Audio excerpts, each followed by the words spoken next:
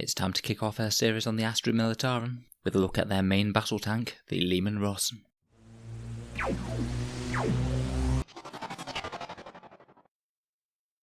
Hello and welcome back to Auspex Tactics, the strategy focused 40k channel, where we're all about getting the most out of our miniatures on the battlefield. And welcome to the first video in our Imperial Guard series. I've been looking forward to covering these guys for quite some time, as they've been my main army for quite a while now. In today's video we'll be looking at the Leman Russ battle tank. We're going to cover all of the heavy support options from Codex Astra Militarum, so we'll be looking at both the main battle tank and the Demolisher stat lines, and all of the many guns that they can pick. We'll be taking a look at their datasheets, any obvious buffs and synergies that we can see for them on the table, and how I would personally run them on the battlefield. We'll be saving tank commanders and the various Forge World pattern Leman Russes for other videos, and we might do a full blow-by-blow math hammer of all the turret options at some point, but again I'm going to save that for another time. Now the Leman Russ battle tank's STC template was rediscovered by the Space Wolves during the conquest of the Noman civilization during the Great Crusade. They named the tank in honour of their Primarch, which is why the tank has the same name as the Primarch of the Space Wolves, Leman Russ. I think in previous codexes the Space Wolves could even field a version of it, but that's going back quite a long time now. Since then it's been the main battle tank of the Imperial Guard, not necessarily because it's the most advanced tank the Imperium could produce, but because it's easy to manufacture, rugged, durable, and has a powerful main weapon. There are many variants of the standard Leman Russ design, one of the most notable being the Leman Russ Demolisher, packing the fearsome Demolisher cannon for breaking enemy fortifications and the heaviest enemy armour. So let's take a look at its datasheet and see how it shapes up on the tabletop. So the Leman Russ battle tank is a heavy support choice for Codex Imperial Guard, and it received a very nice points drop in the recent chapter approved. So now your standard pattern Leman Russ battle tank, armed with a battle cannon and heavy bolter, will set you back just 137 points. You can take between 1 and 3 as a single heavy support choice, and they have to set up next to each other, but from there operate as single independent units. So this really means that you can pack in a whole load of them even if you only have a couple of heavy support choices to spare. It wouldn't even be too hard to field 9 of them in this basic loadout for a bit over 1,000 points, and that will be a seriously scary amount of armour on the battlefield. Now the Leman Russ has quite a durable chassis, and it can even be quite fast when it needs to be. It has movement 10, weapon skill 6 up, ballistic skill 4 up, strength 7, toughness 8, 12 wounds, 3 attacks, leadership 7 and a 3 up save. Having 12 toughness 8 wounds for this lower a points cost will be a serious pain for the enemy to chew through, particularly when you're fielding the cheaper variants. They're very durable for their points indeed. The Leman Russ can pack a phenomenal amount of guns. Firstly, you can take a pintle mounted Stormbolter or Heavy Stubber. Both of these will only cost 2 points, so I think it's well worth it for the extra few shots. The Heavy Stubber synergizes better with the tank's long range with its other guns, but the Stormbolter might be a bit more accurate on the move if you are thinking of moving it, so it swings and roundabouts really. They're both good. I would probably take one. You can take a Hunter-Killer Missile for an additional 6 points. Personally, compared with running this on something like a Tank Commander, it's a bit underwhelming, as your Hunter-Killer Missiles will only be hitting on 4s on a Leman Russ. It's a little bit of extra firepower. I think I would personally be tempted to leave them off your standard battle tanks, and just give them to the Tank Commanders where it's going to count more. But it's not going to cost you very much if you do choose to put them on your tanks. You can swap out the front-mounted Heavy Bolter for either a Heavy Flamer for an additional 6 points, or a Las Cannon, which are now very cheap for the Guard, at just 7 points over the Heavy Bolter. Personally, I would choose either the Las Cannon and the Heavy Bolter, as they better synergize with the turret weapon's long range, and if you're paying all those extra points for a Heavy Flamer, you're going to need to be getting it up very close to the enemy indeed, putting you at risk of being locked in close combat. However, both of the Heavy Bolter and Las Cannon are pretty efficient in terms of the firepower you get out for your points. The tank can take a set of sponsons, which is either a pair of Heavy Bolters, a pair of Heavy Flamers, a pair of Multi-Melters, or a pair of Plasma Cannons. The Heavy Bolters are 8 points apiece, which would put your standard tank loadout up to 153 points for the standard battle cannon, plus 9 shots from the Heavy Bolters. The Multi-Melters are significantly more expensive, at 15 points each, which will put your tank at 168 points. Personally, I'd probably just not bother with these. They're a bit short-ranged, and now Las Cannons are the same points cost as them. I'd take Las Cannons where I can, for the extra strength and range. If you are going to make the investment in Multi-Melters, you're probably best off doing it on a Tank Commander who has the better ballistic skill. We can take Heavy Flamers, which are 28 points for the pair, meaning that you could build the Fireball Rust configuration for 171 points. That's a Battle Cannon and 3 Heavy Flamers. Honestly though, I don't think Heavy Flamers are very well pointed at the moment. You might have several turns of this tank not being able to get in range with those expensive weapons, and if you are getting that close, there's multiple ways that the enemy could charge you to deny you your very strong overwatch, either charging from out of line of sight, out of 8-inch range, or charging something nearby and piling into your tank, and as soon as your Rust is touched in close combat it is useless, so I'm afraid I'm not the biggest fan of this variant. Finally we have the Plasma Cannons, which are very cheap at just 10 points apiece, meaning a Heavy Bolter Battle Cannon Plasma Cannon tank will cost you 157 points. Now I really like the Plasma Cannons, particularly if you can get a source of reroll ones to hit, say a Tank Commander order, or perhaps being Cadian and just staying still. They're not really that much worse than Heavy Bolters at clearing out infantry, due to that higher strength and AP being quite useful against multiple infantry types, and if you overcharge them then they can do decent work against tanks as well. Obviously it does come with the downside of potentially taking mortal wounds, and you'll take mortal wounds on 1s and 2s if the tank moves and overcharges, due to them being at -1 to hit, so you are going to be building a bit more of a static tank if you take these. Their damage output is great for this trade-off though, so I would personally choose either the Heavy Bolters, Plasma Cannons or No Sponsons as the 3 options, depending on what sort of firepower you want. Now for the main event then, Leman Russ turret weapons. Before we start on these, it's worth bearing in mind the tank's grinding advance rule. I know this isn't in the datasheet here, it's the index datasheet we're looking at here, and it's been updated since then. The grinding advance rule states that if you move half of your current move characteristic, so that's 5 inches before you've been degraded at all, you get to fire the main weapon twice, and you count as stationary while you fire it, so it won't get any negative penalty for moving and shooting, and still be hitting on a 4+. So basically all of the profiles of its main weapon will be doubled under most circumstances unless you're having to move your tank its full movement value, say to get a line of sight or to get in range or to get onto an objective or something. So let's start with the Battle Cannon then. Currently Leman Russes cost 107 points at base, with an extra 8 points for the Heavy Bolter putting them at 115, and then that Battle Cannon will cost you an extra 22, making it 137. For that 22 point investment, you get a really good solid all-round gun that's going to be pretty effective at shooting literally whatever you fire at. It's got 2d6 shots at 72-inch range with grinding advance, meaning that it can strike into the enemy's deployment zone quite easily. Strength 8 means it's going to be wounding infantry on 2s, and most heavy tanks on a 4. AP -2 is great for chewing through armour, both on infantry and vehicles alike, and D3 damage means that it will put decent hurt on multi-wound infantry and multi-wound vehicles. I say if you're unsure, then the Battle Cannon is absolutely the default option. Next up we have the Demolisher Cannon, which has become decidedly more interesting with the recent errata. One of the recent FAQs upguns the Demolisher Cannon from heavy D3 to heavy D6 in all circumstances, so now it's essentially a better battle cannon in every way apart from range. The Demolisher Cannon is range 24 inches, heavy D6, strength 10, AP -3, damage D6, so this thing will chew through infantry even better than a battle cannon, particularly the more heavy armoured variety, but will be massively better against heavy armour than the battle cannon is.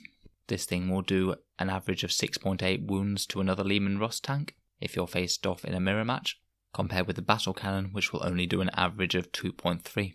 That extra strength, AP and damage all have very big effects. The Demolisher Cannon is also 2 points cheaper than the main battle cannon, making it a very tempting choice. The only downside is the range, and it is a significant downside because it means that you'll want to push your tank further forward to try and get in range of key targets, and this can put it a lot more open to being assaulted, which, as we've already mentioned, will stop your tank from shooting and make it pretty useless. That being said, I think that the Demolisher Cannon is one of, if not the most competitive option for the battle tank, just because it's so ridiculously destructive on a cheap and durable platform. 3 Russes with Demolisher Cannons will only set you back 405 points if you just take the Heavy Bolter, and they'll definitely make your opponent think twice about putting any big heavy units into the midfield where they can get blown to bits by Demolisher shells. I think that the way to run these is to keep them cheap, as then you don't mind so much if they do get tagged in close combat. They'll certainly be damaging enough just with that Demolisher Cannon. Next up we have the Eradicator and the Eradicator Nova Cannon. This is 5 points cheaper than the Demolisher Cannon, putting your standard Leman Russ Eradicator at 130 points. I'm afraid that the Eradicator Nova Cannon isn't quite as good an option compared with the previous two in my opinion. It's got 36 inch range, heavy d6 again, so usually heavy 2d6, strength 6, AP -2, damage d3, but units do not gain any bonus to their saving throws for being in cover against this tank, so it gives up some range and strength from the battle cannon to gain ignores cover.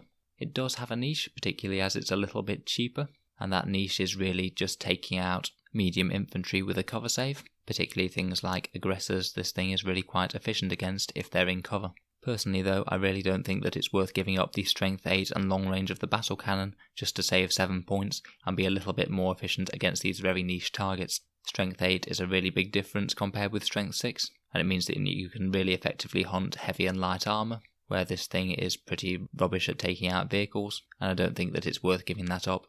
It's not bad per se, it'll still do reasonable damage against most targets, but it's just not facing up well to the competition at the moment. Next we have the Leman Russ Executioner with its Executioner Plasma Cannon.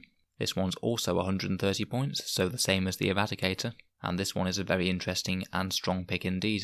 The Executioner Plasma Cannon also has 36-inch range, heavy d6, and as per normal plasma weapons, you can either keep it in strength 7 -3 damage 1 profile, or supercharge it to heavy d6 strength 8 damage 2, and risk those mortal wounds on a 1. If you are willing to overcharge, then its damage profile is better than a battle cannon, though it is obviously shorter range. AP -3 is really good, particularly against these space marines that we're seeing everywhere at the moment, and flat damage 2 is particularly good for picking up things like Primaris Intercessors, as every shot will mean a dead 2-wound infantry model. It's going to be particularly useful if you can combine this with a source of reroll 1s, just like the Plasma Sponsons, but at least if you're grinding advance with this model, then it won't suffer any negatives to hit from movement on the main turret weapon. With this and Plasma Sponsons, you can get a very plasma-heavy tank. For just 150 points, you can have a tank that spits out an average of 11 plasma shots a turn, which is certainly going to melt some Space Marines. This one definitely has a niche, and is a very solid pick. Next we come on to the Leman Russ Exterminator with its Exterminator autocannon. This one's 48 inches, heavy 8, or heavy 4 if you move further than grinding advance, strength 7, AP -1 and damage 2. This one's best niche is shooting at tough things that don't care too much about AP, say things like greater demons and the like. It is quite cheap, 2 points more than the Eradicator or Executioner, so a base tank will cost you 132 points with the heavy bolter. It honestly isn't all that bad, but it's just heavily outshone by the battle cannon. For just 5 extra points you get longer range, higher strength, better AP, and the only trade-off is damage d3 instead of damage 2, which is a slight downside, but otherwise the gun is better in every way. I think that the upgrade is well worth 5 points. At the moment the battle cannon just outshines the Exterminator, I'm afraid.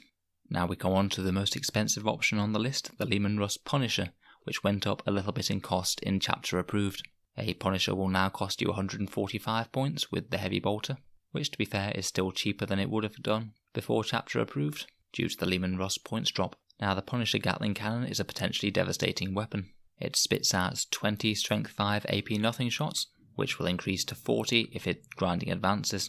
This is a ludicrous amount of firepower and is absolutely amazing at chewing through light infantry, and it will certainly force a bunch of saves on heavier armour as well. Its main disadvantage is again its short range at only 24 inches, which is a significant drawback. As we said before, it puts you at more risk of getting charged and the tank getting locked up. This really is a very efficient anti-horde option though, and far outshines all of the other tank variants against killing any sort of light infantry, or even medium infantry that's 1 wound, such as tactical marines that aren't in cover. And finally, our last choice is the Leman Russ Vanquisher with its Vanquisher battle cannon, which I'm afraid to say is a bit of a disappointment of a tank since 8th edition. It would have been nice if they'd changed its rules up a bit to make it actually good at its intended role. The Vanquisher battle cannon is range 72, heavy 1, strength 8, AP -3, damage d6, and you roll 2 dice and discard the lowest when you roll for your damage, which puts your average damage result at something around 4 to 4.5ish, if I remember the maths I did for this a while back. Only having 2 shots is a real weakness of this. You're only likely to hit with 1 of them each turn, and then that might not even wound. Only being strength 8 means it's not particularly great at taking out heavy armour, and if you do the maths, virtually any of the turret options outperform it against heavy armour, so it's sadly just bad for its intended role, and even worse at things that are outside of its intended role. It can't really do any damage to infantry particularly efficiently, only having 2 shots. It is only 130 points, but even with that slightly lower price tag, it is worse than any tank on this list in my opinion. I think that Games Workshop could easily just upgun the Vanquisher battle tank's damage a bit. Maybe just making it flat damage 6 would be something that they could do. Then at least it would have an interesting niche. So that's the turret weapons then. Overall impressions are the Battle Cannon and the Demolisher Cannon are great workhouse guns that will do decent damage at anything you point them at. The Demolisher is better but shorter ranged. The Executioner, the mid-range one, is better against armoured targets than the Battle Cannon, but does come with the risk of those mortal wounds from overcharging. And the Punisher is still your go-to tank for taking out hordes. Unfortunately, at the moment I do think that the Eradicator, Exterminator and Vanquisher are all eclipsed by the other options. But in this world of Games Workshop updates, who knows whether that will stay the same forever. The Leman Russes can also take options from the vehicle equipment list, the Auger Array, Track Guards and Dozer Blade, each of which will cost 5 points, and only the Track Guards are of any consideration at all in my opinion. The Auger Array will let you reroll one hit roll once per battle, which frankly is certainly not worth 5 points even on a Demolisher Cannon or Vanquisher Cannon. The Dozer Blades will allow you to add 1 to hit rolls if you charge with your Leman Russ, which is terrible because you certainly never want to charge with your Leman Russ under any normal circumstances. Even if you just don't charge and sit right in front of the enemy unit, at least they'll have to take Overwatch before they charge you, which is going to be better than any damage your tank's going to do when it's in close combat. The Track Guards, however, could be an option that some players might want to take. This one will always allow you to move with the top bracket on the vehicle damage table, so it'll always be moving 10 inches, or 5 for grinding advance, rather than 7 or 4, how it degrades to. So it could be an option to keep your tank a little bit more mobile. Personally though, I'd just suck it up and take the damage and save the 5 points for spending elsewhere in the army. Finally, we're into the special rules on the datasheet, which are Grinding Advance and Vehicle Squadron, which we've already covered. The normal Explodes rule for when you roll a 6 when it dies, it deals D3 damage to anyone within 6 inches. Smoke Launchers, which means if you forego shooting, the tank will be -1 to hit next turn. Can be useful with Strike and Shroud order from a tank commander, or just if you have no good targets to shoot for a turn, but are expecting to be attacked in the next turn. And finally, Emergency Plasma Vents, which basically means you only take 1 mortal wound for every damage dealt to yourself via a supercharged plasma cannon, rather than just blowing up the whole model. So that's a big complex datasheet reviewed. Overall, the Russ is a big, shooty, tough unit that can deal out a lot of firepower, and its main weakness is getting charged in close combat to stop that firepower from coming. Let's see a few ways how we can buff the Leman Russ and get the most out of it on the tabletop. Firstly, if you take Leman Russes in a spearhead, they get the objective secured special rule, meaning that they can secure an objective over anything that isn't troops. I wouldn't worry too much about this personally, it's a nice to have, but in general you're going to be better off leaving the objective securing to the infantry squads in my opinion, unless you're doing something wacky like an entire armour list, so I wouldn't get too hung up about trying to make every single Leman Russ tank be in a spearhead. Next we have the specific regiment buffs that you can get for taking different regiments. Cadians aren't a bad pick for Russes, giving them reroll 1s to hit if they stay still. Particularly good for those plasma weapons, and they also have their own unique tank order, Pound Them to Dust, to allow them to reroll the number of shots on their main turret weapon, which will get you more damage output if you are using tank commanders to lead your Russes into battle. Overlapping Fields of Fire is great on any Cadian firepower, and is great for giving +1 ballistic skill to your Russes against certain targets. This will make them 33% more efficient, which is a really big deal. Catachans are also great picks for Russes. Rerolling the number of shots on vehicles is great for the main battle cannon variants, and plasma cannons could also be good for flamers as well, if you choose to go that way. If you do the maths, it's very close between both Cadian reroll 1s and Catachan reroll number of shots in terms of the end result on damage output. They are both good. Obviously the Catachan buff doesn't affect any single shot weapons such as the Heavy Bolter or Heavy Stubbers, but Cadian doesn't affect anything if you're moving the tank, so there's 2 different options there. Valhallan will make your vehicles degrade slower, not a bad benefit, but personally I feel it's not quite as strong as something that will help your tanks all the time, not just when they're a bit damaged. A sensible opponent could focus your tanks if you're Valhallan, so you might not get very much benefit out of this at all. Vostroyan is a really solid pick for certain tanks. +6-inch range is amazing on the Demolisher Cannon and Punisher Cannon, as they help to mitigate one of its main weaknesses, and you'll be surprised how often it makes a difference on the 36-inch range guns such as the Plasma Cannons, Heavy Bolters and Heavy Stubber. They're a really solid pick for Leman Russes in my opinion, particularly because of their Stratagem Firstborn Pride giving them +1 to hit. which you can situationally apply to any one tank, whichever one you think is going to be the most important for damage output in the next turn. Armageddon gives you a situational damage buff against AP-1 weapons. Not bad, but it's a bit swingy depending on if your opponent has too many of them. Not the strongest in my opinion, unfortunately. Talon, however, is a very solid pick for normal Leman Russ battle tanks, allowing them to fire at full ballistic skill with all weapons even after they've moved. This is a really nice benefit, as it means that you don't have to worry about moving for all of your other weapons that aren't your main battle cannon, so it can make it a little bit more feasible to put things like plasma cannons, heavy bolters, or las cannons on your battle tank, meaning that they'll always be able to move those 5 inches and fire at full effect. I really do like Talon. They also have the option of keeping tanks off the battlefield with their reserve stratagem, which is another benefit. Their tank order, Get Round Behind Them, is also highly beneficial, as it can let your tanks move, shoot and move, to pop into sight, shoot the enemy, and then move back out of line of sight, keeping them safe from return fire if you're using tank commanders. Finally, Mordians will allow you to have better overwatch, which I don't think is personally all that strong on Leman Russ, because if your tank's getting charged in the first place, then you're doing something wrong. But it can be combined with defensive gunners to have them hit on 4s in Overwatch, which is a positive to be fair.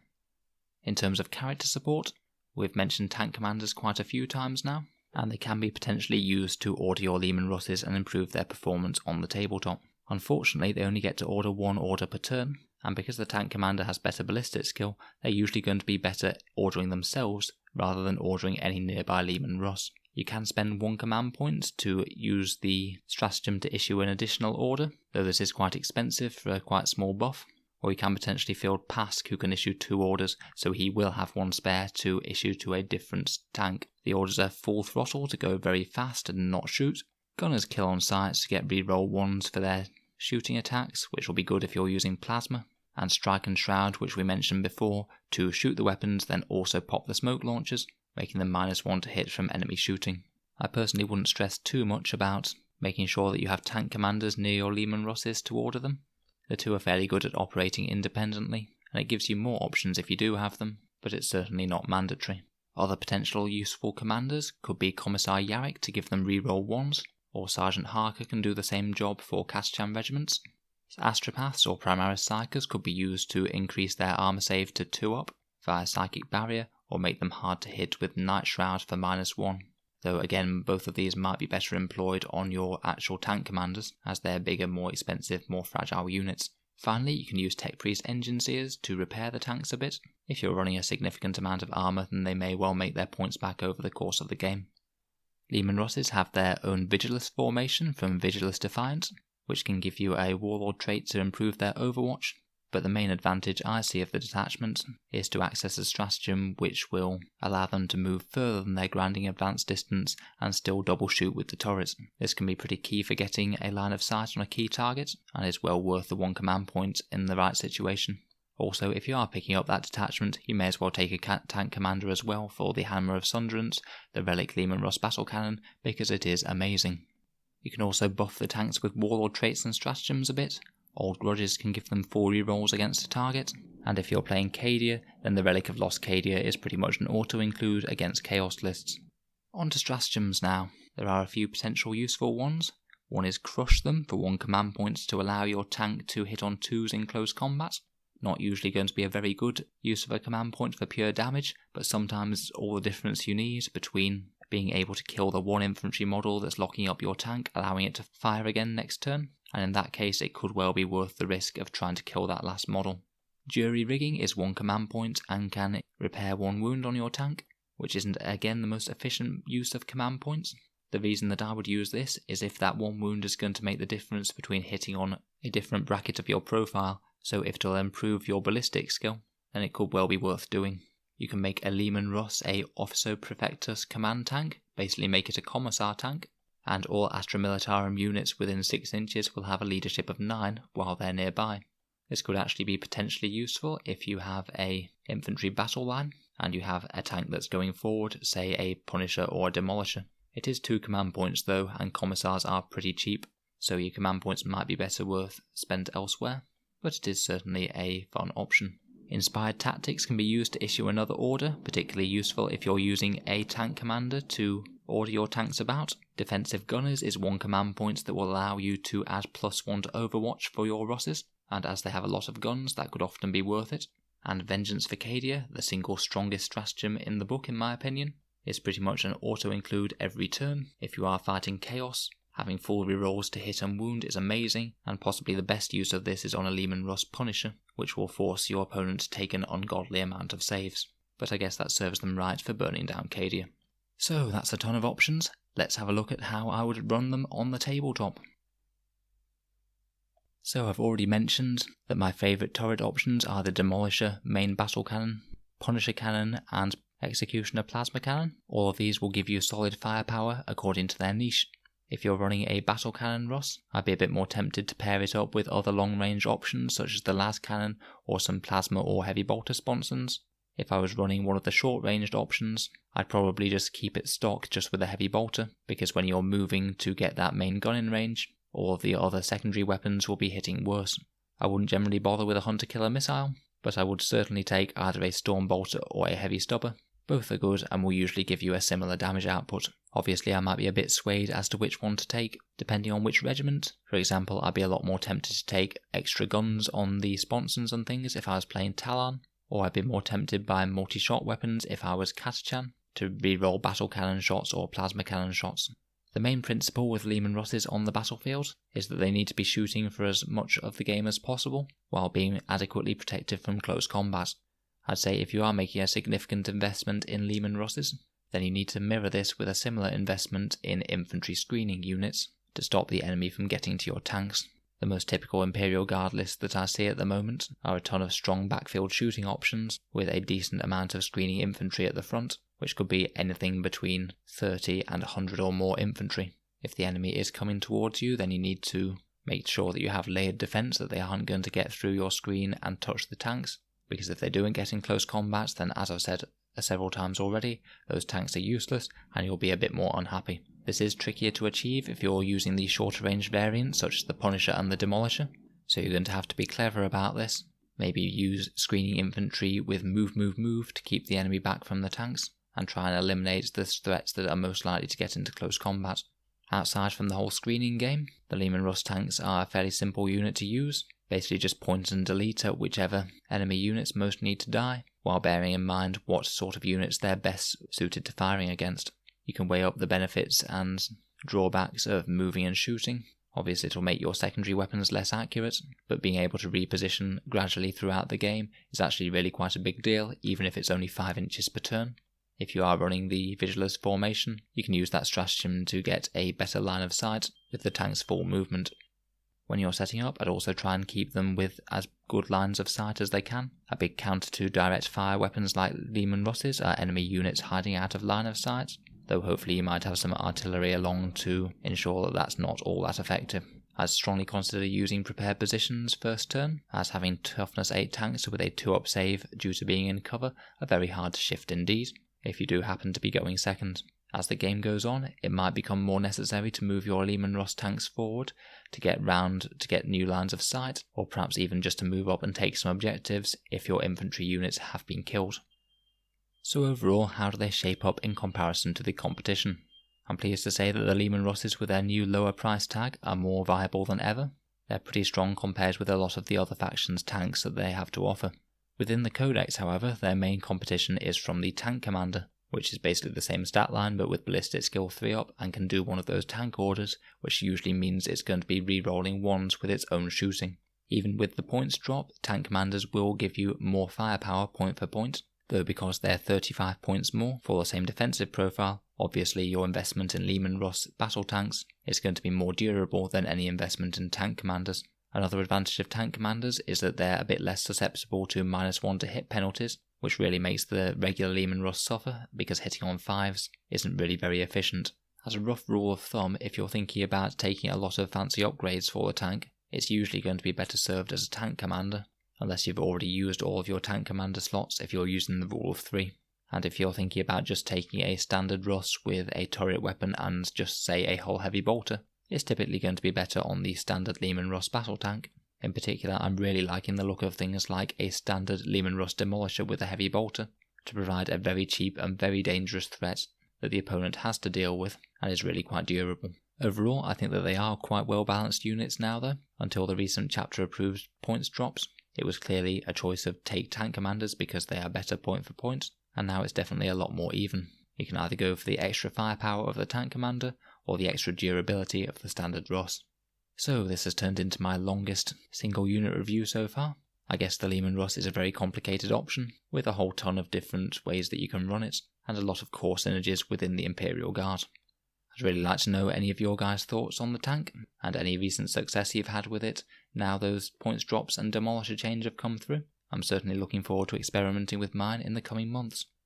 As always, thank you for listening to an Auspex Tactics video. Feel free to subscribe if you'd like to hear more of our Imperial Guard content. There'll be a new video every 2 days from now. And feel free to support my Patreon page if you are finding the content useful. Thanks again for listening, and I'll see you guys next time.